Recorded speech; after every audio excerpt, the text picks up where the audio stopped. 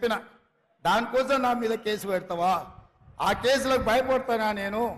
20 ఏళ్ల నుంచి ఎన్నో ఒడిదుడుకులను చూసినా, ఎన్నో ఆటుపోట్లను చూసినా.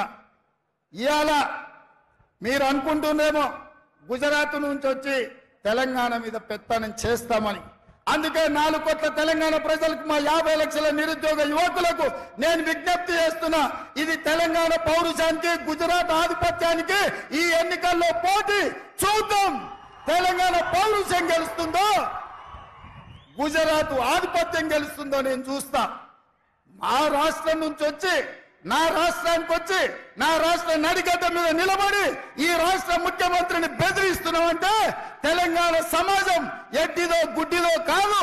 నువ్వు భయపడితే భయపడడానికి ఇక్కడ ఎవరు అమాయకులు లేరు. ఖబర్దార్ ప్రధానమంత్రి గారు, మీరు అనుకుంటుందేమో తెలంగాణ గడ్డ మీదకి గుజరాత్ నుంచి వచ్చి బెదిరిస్తామని. ఇది నా ఊరు, ఇది నా ప్రాంతం. నా ఊరుకొచ్చి నన్నే బెదిరిస్తావా? నేనేం మాట్లాడినా రిజర్వేషన్లు రద్దు చేయొద్దని అడిగిన, రాజ్యాంగాన్ని మార్చొద్దని అన్నా. ఒకవేళ నీకు నచ్చితే నా మాట విను, నచ్చకపోతే నా ఇష్టం.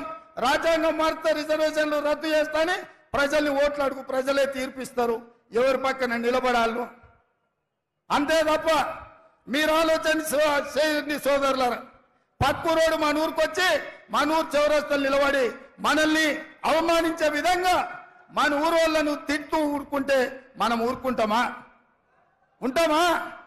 మనకేమన్నా విభేదాలు ఉండొచ్చు, మనకు భిన్నాభిప్రాయాలు ఉండొచ్చు, కానీ మన ఊరు గౌరవం వచ్చినప్పుడు ఊరంతా ఏకంగా కావాల్సిన అవసరం ఉందా లేదా ఒక్కసారి ఆలోచన చేయండి.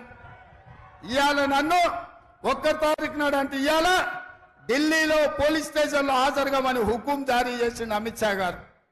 ఏం దౌర్జన్యమయ్యా ఇది? నేను ఇవాళ కోరుట్లలో మీటింగ్ పెట్టుకున్నా, సాయంత్రం కుక్కట్పల్లిలో పెట్టుకున్నా, ఆ తర్వాత శేర్లింగంపల్లి పెట్టుకున్నా, రేపు జగిత్యాలకు వస్తున్నా. నేనంట ఎన్నికల ప్రచారం అంతా మానేసి ఢిల్లీ పోలీస్ స్టేషన్లో రాజ్యాంగం ఎందుకు రద్దు చేస్తున్నారు, రాజ్యాంగాన్ని ఎందుకు మారుస్తున్నారు అని అడిగినందుకు ఢిల్లీ పోలీస్ స్టేషన్లో ముద్దాయిగా పోయి నేను హాజరు కావాలనంట.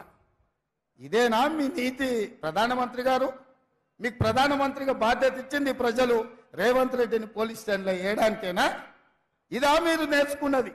ఇట్లా భయపడి ఎంతకాలం మీరు రాజ్యాన్ని వెళ్తారు? ఇట్లా భయపట్టించి ఆధిపత్యం చెలాయించి అన్యాయంగా రాజ్యాలు ఏలాలనుకుంటే నిజాం నవాబ్కి ఏం గతి పట్టిందో కనుక్కోండి. రజాకర్ల పరిస్థితి ఎక్కడికి పోయిందో మీరు ఒక్కసారి తెలుసుకోండి. ఈ ప్రాంతం కొమరం భీం రామ్జీ గోండు, సర్దార్ సర్వాయి పాపన్న, చాకలి ఐలమ్మ, దొడ్డి కొమరయ్య లాంటి వీరులు ఏలిన ప్రాంతం ఇది. ఆ పౌరుషం మాలో ఉంది.